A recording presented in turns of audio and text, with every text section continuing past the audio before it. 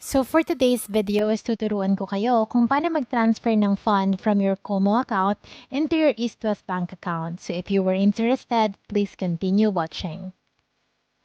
And kung bago ka sa channel ko and gusto mo pa ng mga online tutorial videos katulad nito, please hit the subscribe button. So yung first step is papakita ko muna sa inyo yung laman ng East West Bank account ko para makita natin kung real-time ba napapasok yung itatransfer natin na fund. So, enter ko lang dito yung username and password ko. So, yan. Type natin dyan yung username and password natin. And then, i-blur ko lang din siya since confidential information po siya. And then, login lang po tayo dito. So, as of now, is meron akong balance na 2,160 pesos and 96 centavos. So, tandaan po natin yung balance na yan kasi mamaya kailangan mag-reflect yun yung transfer natin. So, ngayon naman, punta tayo sa Como account ko. Labas tayo and then proceed tayo dito kay Como.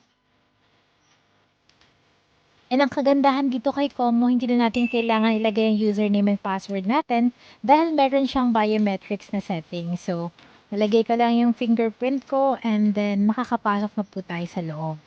So, here we go. Andito na tayo sa mismong homepage ni Como. And para makapag-transfer po tayo, i-click lang po natin sa ilalim yung transfer.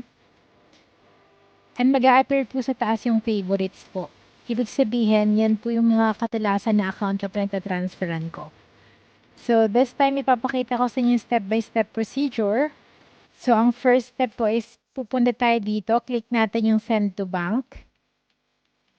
And then, InstaPay or PesoNet. So, gusto ko itong mag-reflect real time. So, magbabayad tayo nitong 8 pesos for the transaction fee para maging real time po yung reflection ng transfer, ng pag-transfer po ng fund natin. So, click natin yung InstaPay.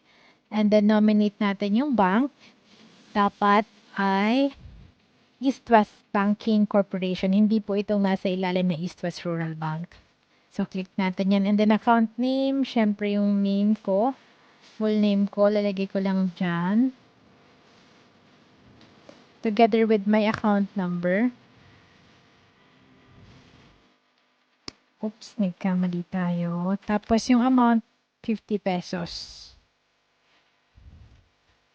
Ayan. And then, for the purpose, apat lang naman yan. It's either bills, payment, fund transfer, remittance, or savings. So, fund transfer na lang din tayo. And then, bago nyo po i-click tong arrow po na papunta sa kanan, make sure na double check nyo siya. And then, pag okay na po, tsaka nyo po siya i-click. And ang kagandahan po dito, wala na po siyang mga password na kailangan bago ka mag-proceed with the transaction. Need mo lang itong bilog sa may ilalim. Kailangan mo lang siya ipunta sa may itaas. So, ganito po siya. And then, may lalabas na check. And kailangan nyo pong i-scan yung fingerprint nyo para magtuloy po yung transaction. Yun na po yung pinaka-OTP niya. Or yung one-time password niya. And then, ayan, magsisend lang po yan ng screenshot na yung transfer nyo po is successful. And kailangan po, pag nag-online transfer tayo, make sure na parati po tayo may screenshot. So, screenshot ko lang po siya and then click done. So, dapat nabawas na po siya dito sa balance natin. So, yan, send money and ito po yung day-to-day.